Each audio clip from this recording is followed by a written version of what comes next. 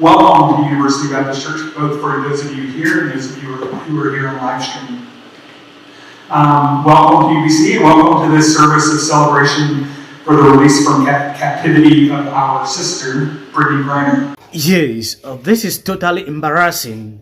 Recently, a grand total of 20 people showed up to a Brittney Griner homecoming celebration in WACO. ESPN doesn't seem happy about it. Joe Rogan recently had a segment where he had a lot to say about what happened recently. He is disappointed with the system. I don't actually want to play the video. I will just put out the voice cover so you can know exactly what he said. Experience. International politics scares the shit out of me. Mm-hmm. With this Brittney Griner trade for that arms dealer scares out of me. Man, you know what's funny? Oh. So I had one I had like one understanding of it where I'm like, oh, so she broke a rule. The rule seems like not that big of a deal. It's nothing. But, you know, as my friend Chris recently said, rules is rules. So she breaks a rule. And I'm like, holy shit, they're really like using her as a political pawn. Yeah.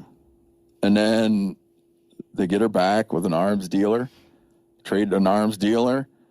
And you wonder about whether that's somehow an asymmetrical trade.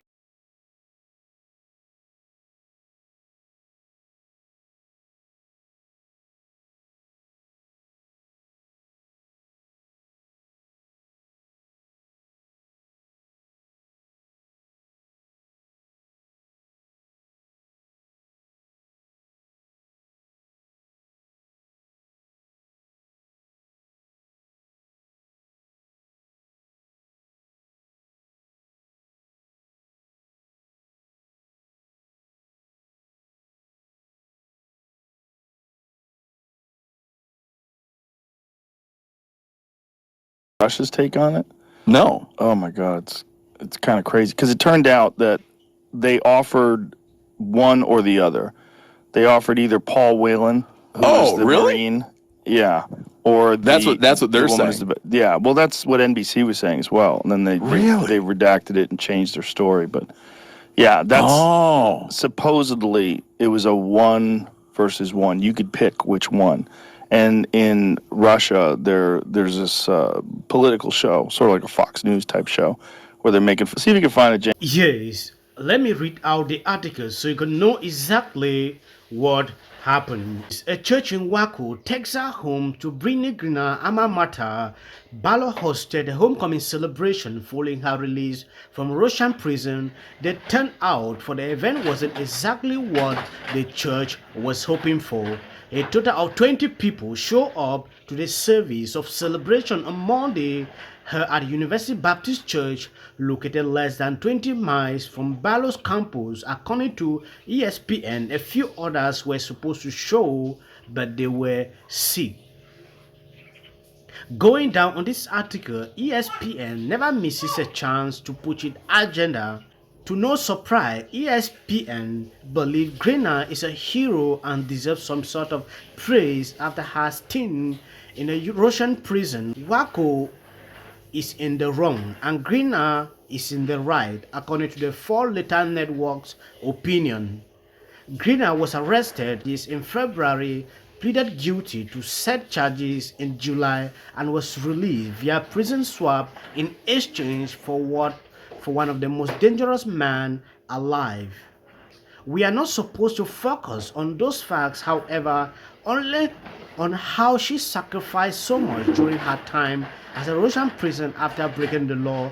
Her prison sentence was ludicrous. Anyone with a brain can agree, but that doesn't erase that Griner broke the law. As in the protocol for any story over 500 words published at ESPN, the story was sure to mention former president to portray the message that anyone that supports him is a bad person that doesn't care about Griner. In a neighborhood less than a mile from the Balo campus, a Trump flag was dropped A Trump flag was dropped over the door of an apartment building down the road at a house with a grand sign. A few young adults opened the door. They were asked about Griner and their faces crinkled. I don't think we should be talking about any of these. One of them said, yes, that is just part of the story, like you can see on this newspaper. Joe Rogan seems not to be happy with what actually happened. He said there were choices, they could make to release the other person, but due to the political nature of the country, they decided to release only her. It was all politicized. So you can see that when you're serving these people the right way, they will always come for you. How is your view of Twitter as a sort of public forum and a forum for yourself and for the president and many other officials here? How are those views evolving? So look, we've been very clear about this. These attacks, these personal attacks that we have been seeing are dangerous on Dr. Fauci and other public health professionals as well. They are disgusting and they are divorced from reality. And we will continue to call that out and be very clear about that. Again, these are incredibly dangerous, these personal attacks that we are seeing. Dr. Fauci has served under 7 Republican and Democratic presidents. We cannot forget that. He has given his almost entire career to civil service, as a public servant. His work on infectious disease from HIV/AIDS to COVID has saved countless lives. And, it's unfortunate that he has, we are fortunate, I should say, that he is devoted. Yes, God bless you for watching me. There is one thing I want to share with you. Yes, going through my comment section, there is something I realize with people. We need to have a voice. So many people are eager to speak, but they are afraid. Yes, some are giving up. Consider the people we are watching today, the big content creators.